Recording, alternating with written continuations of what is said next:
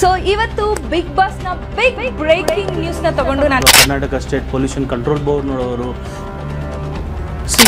Contract ಅಂದರೆ ಏನು ಅಂತ ನಾವು ಪ್ರಶ್ನೆಯನ್ನು ಕೇಳ್ಕೊಂಡಾಗ ಡೆಫಿನೆಟ್ ಆಗಿ ಸೊ ಈ ಒಂದು ನಾವು ಒಂದು ಬೆಂಚ್ ಮಾರ್ಕ್ ಅಂತಲೇ ಹೇಳ್ಬೋದು. ಎಲ್ಲಿ ಹಕ್ಕುಗಳಿರ್ತದೆ ಅಲ್ಲಿ ಪರಿಹಾರ ಇರ್ತದೆ ಅಂತ. ಏನ್ ಪ್ರೊಸೀಜರ್ ನ ಚಾನೆಲ್ ಅವರು ಫಾಲೋ ಮಾಡಿ ಈಗ ಮನೆಯೊಳಗೆ ಹೋಗೋ ತರ ಆಯ್ತು ಸರ್.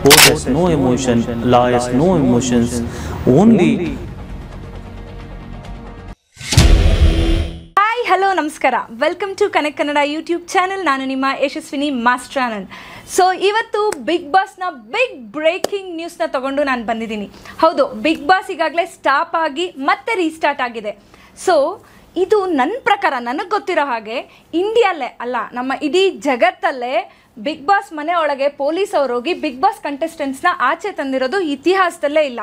ಆದರೆ ನಮ್ಮ ಕನ್ನಡ ಬಿಗ್ ಬಾಸ್ ಸೀಸನ್ 12ಅಲ್ಲೇ ಫಸ್ಟ್ ನಡೆದಿರೋದು. ಓಕೆ, ಯಾಕೆ ಹೀಗಾಯಿತು, ಹೇಗೆ ಮತ್ತೆ ಸ್ಟಾರ್ಟ್ ಆಯಿತು, ಇದನ್ನೆಲ್ಲ ನಾವು ಲೀಗಲ್ ಪರ್ಸ್ಪೆಕ್ಟಿವಲ್ಲಿ ತಿಳ್ಕೊಳ್ಳೋಣ. ಅದಕ್ಕೆ ನಮ್ಮ ಜೊತೆ ಇದ್ದಾರೆ ಡಾಕ್ಟರ್ ಜಿ ಪುರುಷೋತ್ತಮ್ ಸರ್ ಅವರು. Thank you madam. Sir, police ಅವರು ಯಾವ ಲೀಗಲ್ ಸೆಕ್ಷನ್ಸ್ ಅಥವಾ ಗ್ರೌಂಡ್ಸ್ ಮೇಲೆ ಬಿಗ್ ಬಾಸ್ ಮನೆಯೊಳಗೆ ಹೋಗಿ ಕಂಟೆಸ್ಟೆಂಟ್ಸ್ಗಳನ್ನ ಮನೆಯಿಂದ ಆಚೆ ಕರ್ಕೊಂಡು ಬಂದು ಶೋ ಹೇಗೆ ಸ್ಟಾಪ್ ಮಾಡಿದ್ರು ಸರ್? ನೋಡಿ, ಪೊಲೀಸ್ನವ್ರಿಗೆ ಯೂಶಲ್ ಆಗಿ ಏನಾಗುತ್ತೆ ಅಂತಂದರೆ ಸ್ಟ್ಯಾಚ್ಯೂಟ್ರಿ ಕಂಪ್ಲೈನ್ಸಸ್ ಅಂತ ಇರ್ತದೆ. ಕರ್ನಾಟಕ ಸ್ಟೇಟ್ ಪೊಲ್ಯೂಷನ್ ಕಂಟ್ರೋಲ್ ಬೋರ್ಡ್ನವರು ಏನಾದರೂ ಒಂದು ವ್ಯತಿರಿಕ್ತವಾದಂತಹ ಒಂದು ಆದೇಶ ಅಥವಾ ಆರ್ಡರಿನ ಮೇಲೆ ಪೊಲೀಸನ್ನವರ ಸಹಕಾರವನ್ನು ತಗೊಂಡಿರ್ತಾರೆ. ಈ ನಿಟ್ಟಿನಲ್ಲಿ ಪೊಲೀಸರ ಒಂದು ಹಸ್ತಕ್ಷೇಪ ಆ ನಿಟ್ಟಿನಲ್ಲಿ ಸರ್ಕಾರದ ಒಂದು ಆದೇಶದ ಅಥವಾ ಸರ್ಕಾರದ ಸಂಸ್ಥೆಯ ಆದೇಶದ ಆಧಾರದ ಮೇಲೆ ಅವರು ಹೋಗಿದ್ದು, ಅಲ್ಲಿ ಅವರ ಒಂದು ನಿಟ್ಟಿನಲ್ಲಿ ಏನು ಆ ಒಂದು ಪ್ರಿಮಿಸಿಸ್ಗೆ ಹೋಗಿ ಆ ಬಿಗ್ ಬಾಸ್ ಕಂಟೆಸ್ಟ್ಗಳನ್ನು ಹೊರಗಡೆ ಹಾಕಿರುವಂಥದ್ದನ್ನು ನಾವು ನೋಡ್ತೀವಿ. ಬಟ್ ಯೂಶಲಾಗಿ ಏನು ಸುಪ್ರೀಂ ಕೋರ್ಟಿನ ಸಾಕಷ್ಟು ಪ್ರಕರಣಗಳಲ್ಲಿ ಏನು ತಿಳಿಸಿದೆ ಅಂತಂದರೆ, ಯಾವುದಾದ್ರೂ ಒಂದು ಮ್ಯಾಜಿಸ್ಟ್ರೇಟ್ ಆರ್ಡರನ್ನು ನಾವು ತಗೊಂಡು ಸೊ ಆ ಒಂದು ಪ್ರಿಮಿಸಿಸಲ್ಲಿ ಯಾವುದೇ ಒಂದು ಪ್ರಿಮಿಸಿಸಲ್ಲಿ ಎಂಟ್ರಾಗಬೇಕು ಮತ್ತು ಅವರ ಒಂದು ಎವಿಕ್ಷನನ್ನು ಮಾಡಿಸ್ಬೇಕು ಅಂತ ಸಾಕಷ್ಟು ಪ್ರಕರಣಗಳಲ್ಲಿ ಉಲ್ಲೇಖ ಆಗಿದೆ. ಸೊ ಈ ನಿಟ್ಟಿನಲ್ಲಿ ಪೊಲೀಸ್ನವರು ಹೋಗಿರುವಂಥದ್ದು ಆಗಿರ್ಬೋದು ಅಂತ ನಾನು ಹೇಳ್ತೀನಿ ಮೇಡಮ್. ಸರ್, ಇಂಥ ಸಂದರ್ಭದಲ್ಲಿ ಪೊಲೀಸವರು ಯಾವ ಪ್ರೂಫ್ನ ತೋರಿಸ್ಬೇಕು sir to justify that action? ಪೊಲೀಸ್ನವರು ಆದೇಶವನ್ನು ತೋರಿಸ್ಬೇಕಾಗ್ತದೆ, ಮ್ಯಾಜಿಸ್ಟ್ರೇಟ್ ಆರ್ಡರ್ಸನ್ನು ತೋರಿಸ್ಬೇಕಾಗ್ತದೆ. ನೋಡಿ, ಈ ಥರ ಮ್ಯಾಜಿಸ್ಟ್ರೇಟ್ನವರು ಆರ್ಡರ್ ಮಾಡಿದ್ದಾರೆ ಅಥವಾ ಕರ್ನಾಟಕ ಸ್ಟೇಟ್ ಪೊಲ್ಯೂಷನ್ ಕಂಟ್ರೋಲ್ ಬೋರ್ಡ್ನವರು ಒಂದು ಆದೇಶವನ್ನು ಮಾಡಿದ್ದಾರೆ. ಸೊ ತಾವು ಏನು ಕಂಡೀಷನ್ಸ್ ಇರ್ತದೆ, ಆ ಒಂದು ಪರ್ಮಿಷನ್ಸ್ ಇರ್ತದೆ, ಆ ಪರ್ಮಿಷನ್ ತಾವು ತೊಗೊಂಡಿಲ್ಲ. ಈ ನಿಟ್ಟಿನಲ್ಲಿ ತಾವು ತಗೋಬೇಕಾಗಿದ್ದು ಅದನ್ನು ನೀವು ವೈಲೇಟ್ ಮಾಡಿದ್ದೀರಾ ಅಂಥೇಳಿ ಯಾವುದಾದ್ರೂ ಸರ್ಕಾರದ ಸಂಸ್ಥೆ ಅಥವಾ ಕರ್ನಾಟಕ ಸ್ಟೇಟ್ ಪೊಲ್ಯೂಷನ್ ಕಂಟ್ರೋಲ್ ಬೋರ್ಡಿನ ಆದೇಶವನ್ನು ತೆಗೆದುಕೊಂಡು ಆ ಆದೇಶದ ಪ್ರತಿಯನ್ನು ತೋರಿಸಿ ಒಂದು ಏನು ಡ್ಯೂ ಪ್ರೋಸೆಸ್ ಆಫ್ ಲಾ ಅಂತ ನಾವು ಕರಿತೀವಿ, ಆ ಒಂದು ಕಾನೂನಿನ ಪ್ರಕಾರ ಅವರನ್ನು ಹೊರಗಡೆ ಹಾಕುವಂಥದ್ದು ಮಾಡಬೇಕಾಗ್ತದೆ. ಈ ಬಿಗ್ ಬಾಸ್ ನಡಿಬೇಕಾದ್ರೇ ಏನಕ್ಕೆ ಜಾಲಿವುಡ್ ಮೇಲೆ ಈ ಆ್ಯಕ್ಷನ್ನ ತಗೊಂಡ್ರು ಸರ್? ನೋಡಿ, ಇದು ನಾವು ಈ ಟೈಮ್ನಲ್ಲಿ ಯಾಕಾಯಿತು ಅಂತ ಅದಕ್ಕೆ ಸ್ಪಷ್ಟತೆಯನ್ನು ನಾವು ಕೊಡಲಿಕ್ಕಾಗಲ್ಲ. ಯಾಕೆ ಅಂತಂದರೆ, ನೋಡಿ, ನನಗೆ ತಿಳಿದ ಮಟ್ಟದ ಮಾಹಿತಿಯ ಪ್ರಕಾರ ಈ ಮುಂಚೆ ನೋಟಿಸನ್ನು ಕೊಟ್ಟಿದ್ರಂತೆ. ಸೊ ಆ ನೋಟಿಸ್ಗೂ ಸಹ ಯಾವುದೇ ರೀತಿಯಾದಂಥ ಪ್ರತಿಕ್ರಿಯೆಯನ್ನು ಈ ಜಾಲಿವುಡ್ ಸಂಸ್ಥೆಯವರು ಆ ನಿಟ್ಟಿನಲ್ಲಿ ಒಂದು ಕಂಪ್ಲೇನ್ಸ್ ಅಂತ ನಾವು ಕರಿತೀವಿ, ಅದನ್ನು ಫಾಲೋ ಮಾಡುವಂಥದ್ದು, ಅದನ್ನು ಫಾಲೋ ಮಾಡಿರೋಂಥ ಸಂದರ್ಭ ಇರೋದಿಲ್ಲ. ಅದೇ ಸಂದರ್ಭದಲ್ಲಿ 2-3 ನೋಟಿಸನ್ನು ಕೊಟ್ಟಾಗಲೂ ಸಹ ಯಾವುದೇ ರೀತಿಯಾದಂತಹ ಕಾನೂನಿಗೆ ಗೌರವವನ್ನು ಕೊಡದಲ್ಲೇ ಇದ್ದಂಥ ಸಂದರ್ಭದಲ್ಲಿ ಈ ಒಂದು ಕಾರ್ಯ ಆಗಿರ್ತದೆ. ಅದೇ ಸಂದರ್ಭದಲ್ಲಿ ಬಿಗ್ ಬಾಸ್ ಒಂದು ಕಾರ್ಯಕ್ರಮ ನಡೀತಾ ಇದ್ದು, ಆ ಬಿಗ್ ಬಾಸ್ ಕಾರ್ಯಕ್ರಮಕ್ಕೆ ತೊಂದರೆ ಆದಂಥ ನಿಟ್ಟಿನಲ್ಲಿ ನಾವು ಅದನ್ನು ನಾವು ಮ್ಯಾಚ್ ಮಾಡಲಿಕ್ಕಾಗಲ್ಲ, ಏನು ಸಿಂಕ್ ಮಾಡಲಿಕ್ಕಾಗಲ್ಲ. ಇದು ಏನು ಯಾವುದೋ ಒಂದು ಪೊಲಿಟಿಕಲ್ ಮೋಟಿವೇಟೆಡ್ ಒಂದು ಇನ್ಸಿಡೆಂಟು ಅಥವಾ ನಾವು ಅದನ್ನು ಸ್ಪಷ್ಟತೆಯನ್ನು ಕೊಡಲಿಕ್ಕಾಗಲ್ಲ, ನಾವು ಅದನ್ನು ಪರ್ಟಿಕ್ಯುಲರಾಗಿ ಹೇಳಲಿಕ್ಕಾಗಲ್ಲ. ಆದರೆ ಸ್ಟ್ಯಾಚ್ಯೂಟ್ರಿ ಕಂಪ್ಲೇನ್ಸಸ್ಸು ಇವರು ಮಾಡಿದಾರಾ ಇಲ್ವಾ, ನಮಗೆ ಯಾವುದೇ ರೀತಿಯಾದಂಥ ತೊಂದರೆ ಆಗುತ್ತಾ ಇಲ್ವಾ, ಅಥವಾ ಒಂದು ಕಾರ್ಯಕ್ರಮ ಮಾಡ್ತಾಯಿದ್ದೀವಿ, ಸಾಕಷ್ಟು ದುಡ್ಡನ್ನು ಇನ್ವೆಸ್ಟ್ಮೆಂಟ್ ಮಾಡಿ, ಈ ನಿಟ್ಟಿನಲ್ಲಿ ಯಾವುದೇ ಒಂದು ಕಂಪ್ನಿಯವರು ಮೀಡಿಯಾ ಪರ್ಸನ್ ಅವರು ಅದನ್ನು ಚೆಕ್ ಮಾಡಬೇಕಾಗ್ತದೆ. ಸೊ ಅದನ್ನು ಚೆಕ್ ಮಾಡಿ, ಈಗ ನಾವು ಹೇಗೆ ಒಂದು ಪ್ರಾಪರ್ಟಿಯನ್ನು ಪರ್ಚೇಸ್ ಮಾಡೋ ಸಂದರ್ಭದಲ್ಲಿ ವಕೀಲರ ಹತ್ರ ಹೋಗಿ ಒಂದು ಲೀಗಲ್ ಒಪಿನಿಯನ್ ತೊಗೊಂಡು ಹೇಗೆ ನಾವು ಮುಂದುವರಿತೀವಿ, ಅದೇ ರೀತಿಯಾಗಿ ಈ ಒಂದು ಸಂಸ್ಥೆ ಜೊತೆ ನಾವು ಒಂದು ಒಡಂಬಡಿಕೆ ಮಾಡಿಕೊಂಡು ಅಲ್ಲಿ ನಾವು ಒಂದು ಶೋವನ್ನು ನಡೆಸ್ತಾ ಇದ್ದೇವೆ ಅಂತ ಸಂದರ್ಭದಲ್ಲಿ ನಾಳೆ ಮಧ್ಯದಲ್ಲಿ ಏನಾದರೂ ಈ ರೀತಿಯಾದಂತಹ ಘಟನೆಗಳು, ಫೋರ್ಸ್ ಮೇಜರ್ ಅಂತ ನಾವು ಕರಿತೀವಿ, ಸೊ ಘಟನೆಗಳು ಏನಾದರೂ ನಡೆದಂಥ ಸಂದರ್ಭದಲ್ಲಿ, ಈಗ ಅಂಥ ಸಂದರ್ಭದಲ್ಲಿ ಅದನ್ನು ಲಾಸನ್ನು ಯಾರು ಭರಿಸ್ತಾರೆ? ಈಗ ನಾವು ಇನ್ಶೂರೆನ್ಸ್ ಕಾಂಟ್ರಾಕ್ಟ್ ಅಂತ ನಾವು ನೋಡ್ತೀವಿ. ಇನ್ಶೂರೆನ್ಸ್ ಕಾಂಟ್ರಾಕ್ಟಲ್ಲಿ ಒಂದು ಕ್ಲಾಸನ್ನು ಹಾಕಿರ್ತಾರೆ, ಏನಂತಂದರೆ ಏನಾದರೂ ಭೂಕಂಪ ಸಂಭವಿಸ್ತು ಅಥವಾ ಯಾವುದಾದ್ರೂ ಒಂದು ವಾಲ್ಕ್ಯಾನಿಕ್ ಎರಪ್ಷನ್ ಆಯಿತು ಅಥವಾ ಇನ್ನೊಂದು ಘಟನೆ ನಡೀತು, ಆ ಸಂದರ್ಭದಲ್ಲಿ ನಾವು ಇನ್ಶೂರೆನ್ಸನ್ನು ತಮಗೆ ಕೊಡೋದಿಲ್ಲ. ಆ ರೀತಿಯಾದಂಥ ಒಂದು ಟರ್ಮ್ಸ್ ಆ್ಯಂಡ್ ಕಂಡೀಷನ್ಸ್ಗಳನ್ನು ಹಾಕುವಂಥ ನಿಟ್ಟಿನಲ್ಲಿ ಸೊ ಅದನ್ನು ಅವಾಗ ನಾವು ಡ್ಯಾಮೇಜಸನ್ನು ಕ್ಲೇಮ್ ಮಾಡೋಕ್ಕೆ ಬರೋದಿಲ್ಲ ಅಂಥೇಳಿ ಅದರಲ್ಲಿ ಒಂದು ಅಗ್ರಿಮೆಂಟಲ್ಲಿ ಇರ್ತದೆ. ಆ ರೀತಿಯಾದಂಥ ಒಂದು ಸ್ಟ್ಯಾಂಡರ್ಡ್ ಒಂದು ಏನು ಕೋವಿನೆಂಟ್ಸ್ ಅಂತ ನಾವು ಕರಿತೀವಿ, ಕಂಡೀಷನ್ಸ್ ಅಂತ ನಾವು ಕರಿತೀವಿ. ಆ ಕಂಡೀಷನ್ಸ್ಗಳನ್ನು ಆಧಾರದ ಮೇಲೆ ನಾವು ಆ ಒಡಂಬಡಿಕೆಯನ್ನು ಮಾಡ್ಕೊಬೇಕಾಗ್ತದೆ. ಆ ಒಡಂಬಡಿಕೆಯಲ್ಲಿ ಪರ್ಟಿಕ್ಯುಲರಾಗಿ ಇದ್ದಂಥ ಸಂದರ್ಭದಲ್ಲಿ ನಾವು ಯಾರನ್ನ ಮೇಲೂ ಸಹ ದೂಷಿಸೋಕ್ಕೆ ಆಗೋದಿಲ್ಲ. ಒಂದು ವೇಳೆ ದೂಷಿಸಬೇಕು ಅಂದರೂ ಅದರಲ್ಲಿ ಕಾನೂನಿನ ಮುಖೇನ ನಾವು ಪರಿಹಾರವನ್ನು ಕಂಡ್ಕೊಬೋದು. ಸರ್, ಕಂಟೆಸ್ಟೆಂಟ್ಸ್ಗಳು ಚಾನೆಲ್ ಜೊತೆ ಕಾಂಟ್ರಾಕ್ಟಲ್ಲಿದ್ದರೆ ಅವ್ರಿಗೆ ಎಕ್ಸ್ಟ್ರಾ ಲೀಗಲ್ ಪ್ರೊಟೆಕ್ಷನ್ ಕೊಡುತ್ತಾ ಸರ್? ಡೆಫಿನೆಟಾಗಿ ಕೊಡುತ್ತೆ. ಈಗ ಕಾಂಟ್ರಾಕ್ಟ್ ಅಂದರೆ ಏನು ಅಂತ ನಾವು ಪ್ರಶ್ನೆಯನ್ನು ಕೇಳ್ಕೊಂಡಾಗ, any agreement which is enforceable through court of law is contract.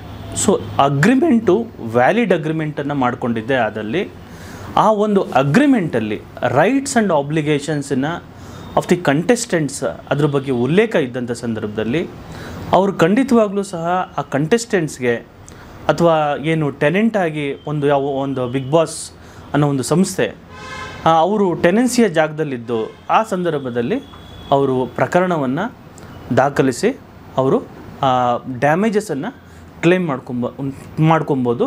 ತದನಂತರ ಅವರು ಸೂಕ್ತ ಒಂದು ಪ್ರಾಧಿಕಾರಕ್ಕೆ ಅಥವಾ ಯಾವುದೇ ನ್ಯಾಯಾಲಯಗಳಿಗೆ ಹೋಗಿ ಕೇಸನ್ನು ಹಾಕಿ ಅವರು ಪರಿಹಾರವನ್ನು ಪಡ್ಕೋಬೋದು ಅಂತ ನಾವು ಹೇಳ್ತೀವಿ.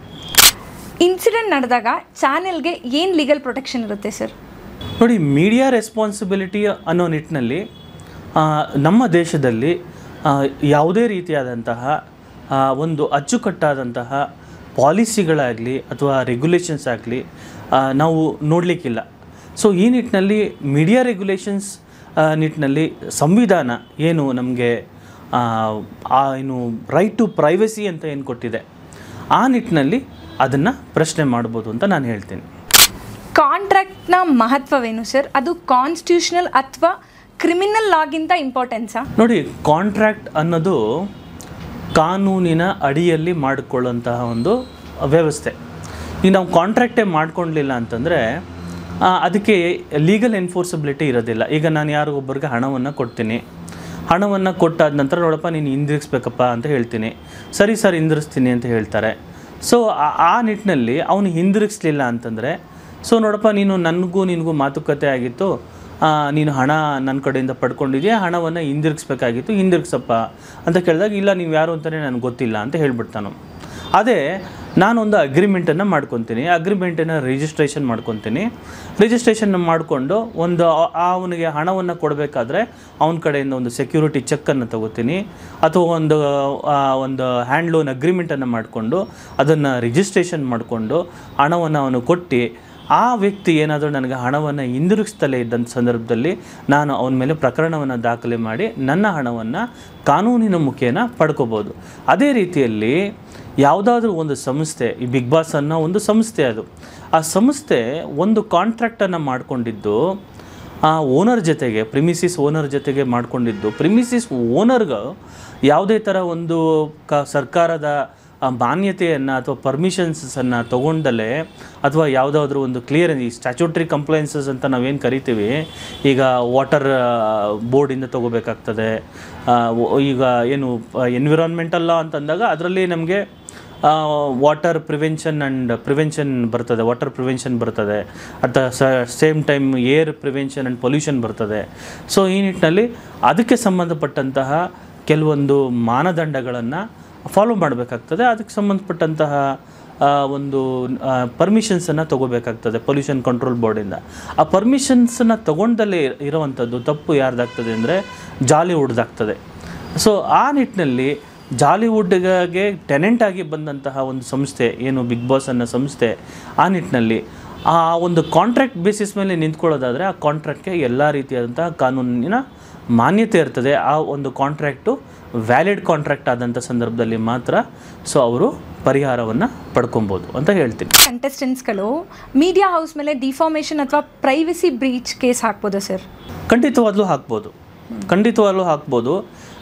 ಸೊ ನಾನು ಮೊದಲೇ ತಿಳಿಸ್ದಾಗೆ ಈ ಶೋಗಳವ್ರು ಏನು ಮಾಡ್ತಾರೆ, ಒಂದು ಕಾಂಟ್ರಾಕ್ಟನ್ನು ಪಾರ್ಟಿಸಿಪೆಂಟ್ಸ್ ಕಡೆಯಿಂದನೂ ಒಂದು ಅಗ್ರಿಮೆಂಟನ್ನು ಮಾಡಿಕೊಂಡಿದ್ದು, ಆ ಅಗ್ರಿಮೆಂಟಲ್ಲಿ ಆ ಒಂದು ಪರ್ಟಿಕ್ಯುಲರ್ ಪಾಯಿಂಟ್ ಆಫ್ ಇಶ್ಯೂವನ್ನು ನೋಟ್ ಮಾಡಿಕೊಂಡಿದ್ದು, ಆ ಸಂದರ್ಭದಲ್ಲಿ ಏನಾದರೂ ಪ್ರೈವಸಿ ಬ್ರೀಚ್ ಆದಂಥ ಸಂದರ್ಭದಲ್ಲಿ ಮೀಡಿಯಾ ಹೌಸಸ್ ಮೇಲೆ ಒಂದು ಡಿಫಾಮೇಷನ್ ಕೇಸನ್ನು ಹಾಕಿ ಕಂಪನ್ಸೇಷನು ಸಹ ಪಡೆಯುವಂಥ ಒಂದು ಸಾಧ್ಯತೆ ಇರ್ತದೆ.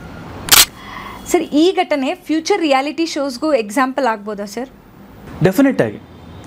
ಸೊ ಈ ಒಂದು ನಾವು ಒಂದು ಬೆಂಚ್ ಮಾರ್ಕ್ ಅಂತಲೇ ಹೇಳ್ಬೋದು. ಇದು ಒಂದು it is set an example.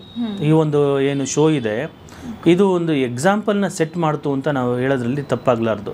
ಯಾಕೆ ಅಂತಂದರೆ ಇನ್ನು ಮುಂದೆ ಯಾವುದೇ ಶೋ ಕಂಟೆಸ್ಟ್ ಮಾಡಬಂಥ ಸಂದರ್ಭದಲ್ಲಿ ಆ ಯಾವ ಒಂದು ಸ್ಥಳದಲ್ಲಿ ಅವರು ಟೆನೆನ್ಸಿಯ ರೈಟ್ಸನ್ನು ತೊಗೊಂಡಿರ್ತಾರೆ, ಆ ಸಂದರ್ಭದಲ್ಲಿ ಅವರು ನೆಸೆಸರಿ ಪರ್ಮಿಷನ್ಸ್ ತೊಗೊಂಡಿದ್ದಾರಾ ಅಥವಾ ಸ್ಟ್ಯಾಚ್ಯೂಟರಿ ಕಂಪ್ಲೇನ್ಸಸ್ ಆಗಿದೆಯಾ ಅಥವಾ ಈ ರೀತಿಯಾದಂಥ ಅಡೆತಡೆಗಳಾದಂಥ ಸಂದರ್ಭದಲ್ಲಿ ನಷ್ಟವನ್ನು ಅನುಭವಿಸಿದಂಥ ಸಂದರ್ಭದಲ್ಲಿ ಅದನ್ನು ಇಂಡೆಮ್ನಿಟಿ ಅಂತ ನಾವು ಕರಿತೀವಿ.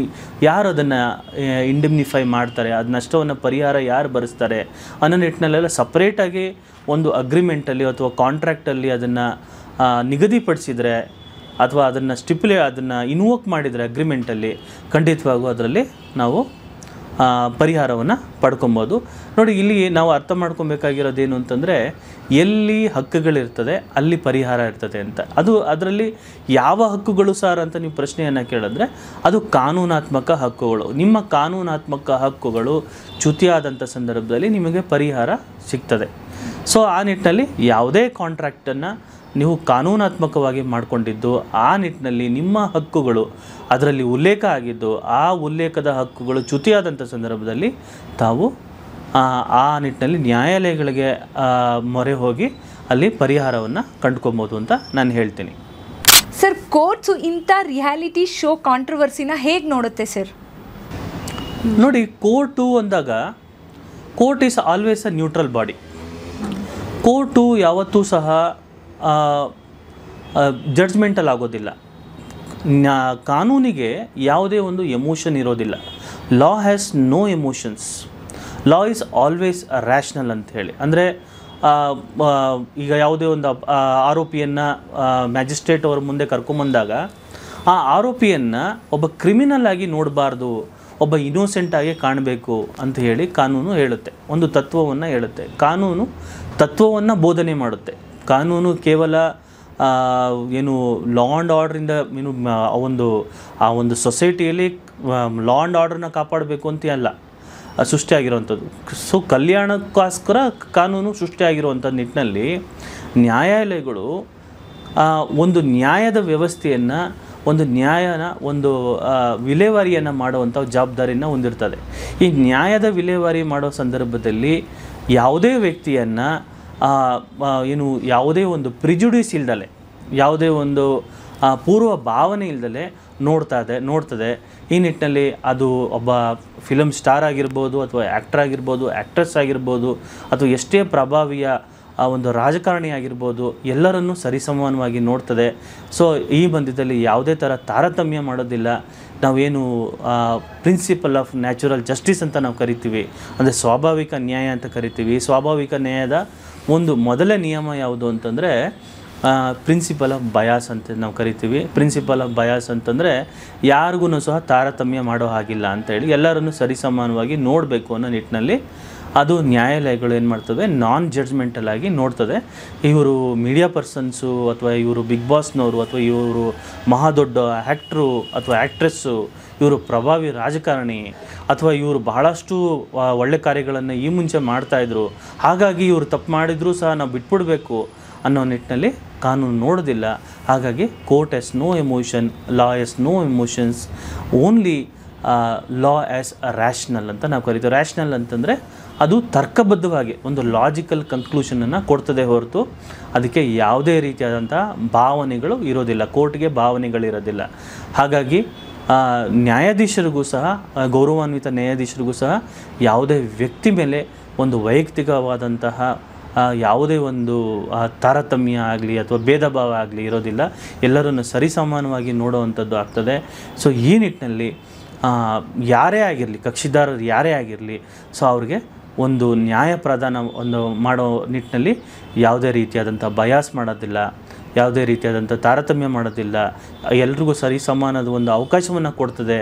ಅವ್ರಿಗೂ ಒಂದು ನೋಟಿಸನ್ನು ಇಶ್ಯೂ ಮಾಡುವಂಥದ್ದು, ನೋಟಿಸನ್ನು ಇಶ್ಯೂ ಮಾಡಿ ನಿಮ್ಮದು ಏನಿದೆ ಅದಕ್ಕೆ ಅಬ್ಜೆಕ್ಷನ್ಸ್ ಏನಾದರೂ ಇದೆಯಾ, ನೀವು ಏನಾದರೂ ತಕರಾರನ್ನು ಮಾಡ್ತೀರಿ, ತಕರಾರು ಅರ್ಜಿಯನ್ನು ಸಲ್ಲಿಸ್ತೀರಿ, ನಿಮ್ಮದೇನಾದರೂ ಎವಿಡೆನ್ಸ್ ಇದೆಯಾ ಅಂತೆಲ್ಲ ಕೇಳಿ ಅವ್ರಿಗೂ ಒಂದು ಅವಕಾಶವನ್ನು ಕೊಟ್ಟು ವಾದ ಮಾಡಲಿಕ್ಕೆ.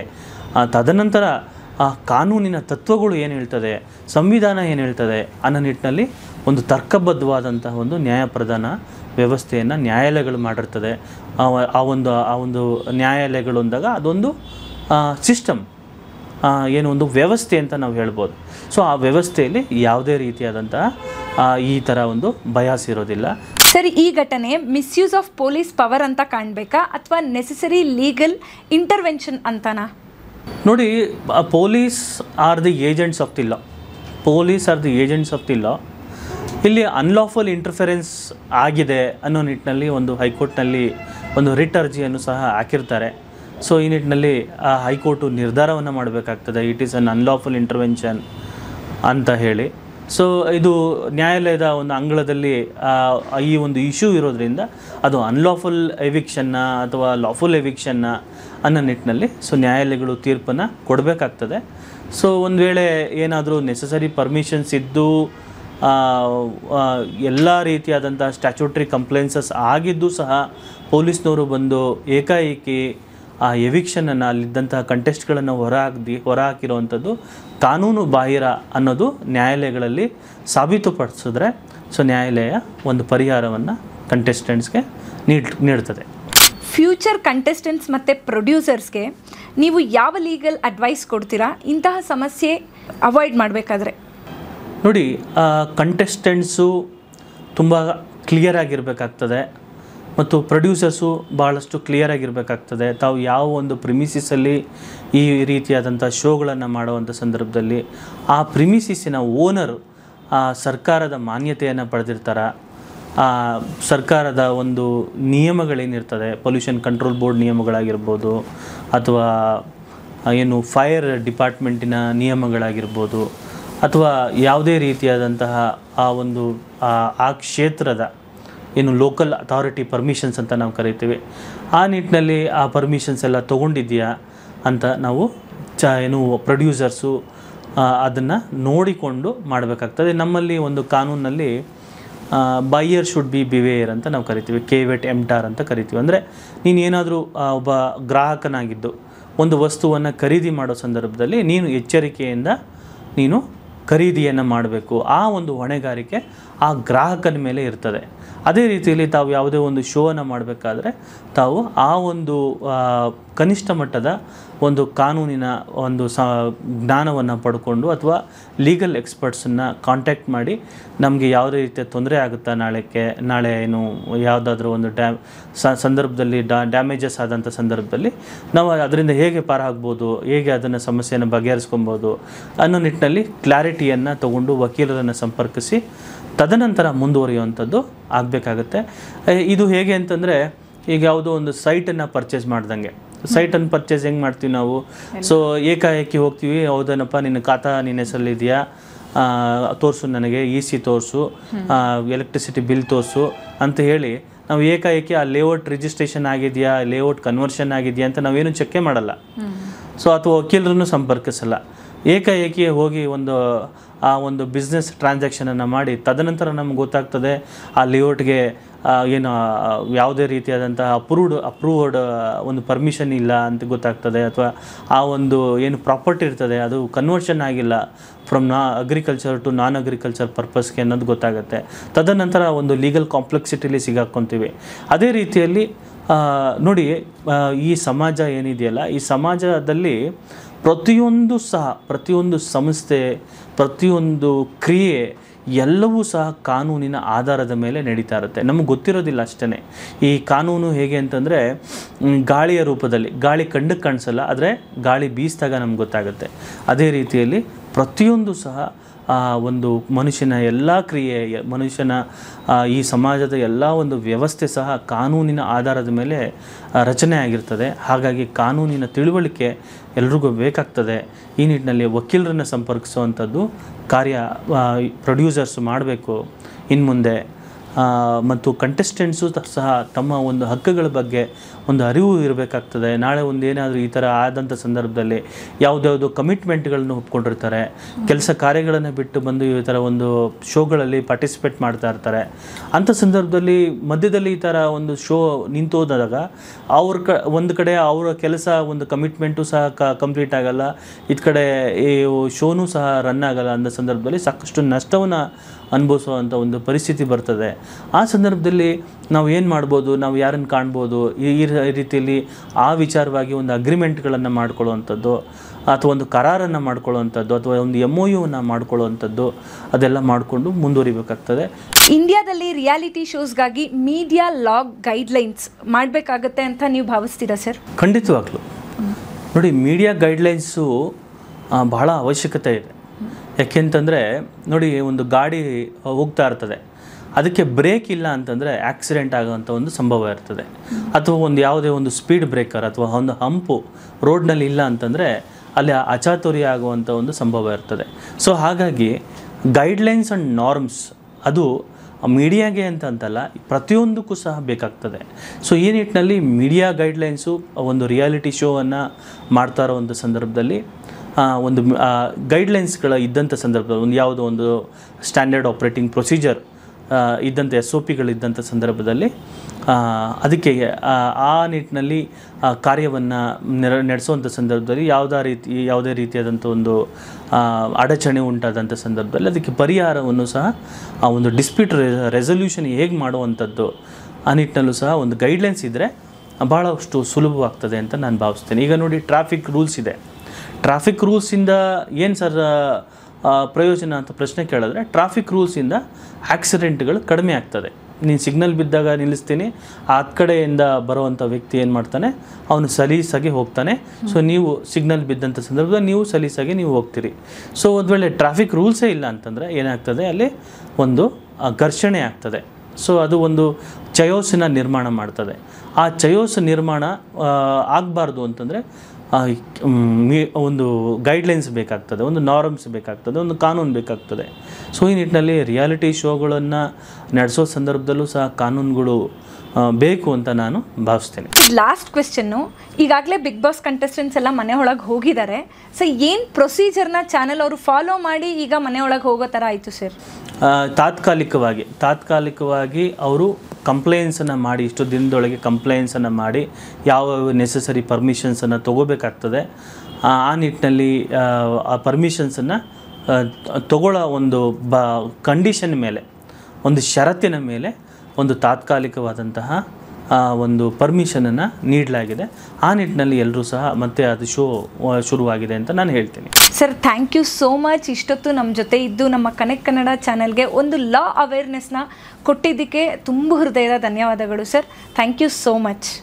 Thank you so much. So ಇಷ್ಟೊತ್ತು ನಮ್ಮ ಜೊತೆ ಇದ್ದರು advocate, legal adviser Dr. G. Purushottam sir ಅವರು.